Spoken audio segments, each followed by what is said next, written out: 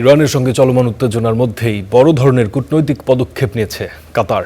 বুধবার উপসাগরীয় দেশটি দোহায় অবস্থিত ইরান দূতাবাসের সামরিক ও নিরাপত্তা কর্মকর্তাদের অবাঞ্ছিত বা পার্সোনা নন গ্রাটা ঘোষণা করে ২৪ ঘন্টার মধ্যে দেশ ছাড়ার নির্দেশ দিয়েছে। কাতারের পররাষ্ট্র মন্ত্রণালয় এক বিবৃতিতে জানায়, ইরানের ধারাবাহিক হামলা ও কাতারের সার্বভৌমত্বের উপর আগ্রাসনের প্রেক্ষিতে এই সিদ্ধান্ত নেওয়া হয়েছে। দোহারের অভিযোগ, এসব কর্মকাণ্ড আন্তর্জাতিক আইন, জাতিসংঘ নিরাপত্তা পরিষদের প্রস্তাব এবং প্রতিবেশী রাষ্ট্রের সঙ্গে সুসম্পর্কের নীতির স্পষ্ট লঙ্ঘন। মন্ত্রণালয় সতর্ক করে বলেছে, ইরান যদি এই আচরণ অব্যাহত রাখে তবে কাতার সার্বভৌমত্ব, নিরাপত্তা ও জাতীয় স্বার্থ রক্ষায় আরও কঠোর পদক্ষেপ নেবে। সম্প্রতি কাতারের রাস লাফান গ্যাস উৎপাদন স্থাপনায় ইরানি ক্ষেপণাস্ত্র হামলার পরই এই পদক্ষেপ নেওয়া হয়েছে।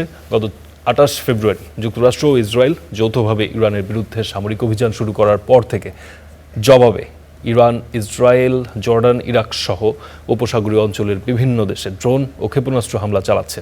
এসব হামলায় প্রাণহানি ও অবকাঠামোগত ক্ষতির পাশাপাশি বৈশ্বিক বাজার ও বিমান চলাচলেও বড় ধরনের বিঘ্ন সৃষ্টি হয়েছে।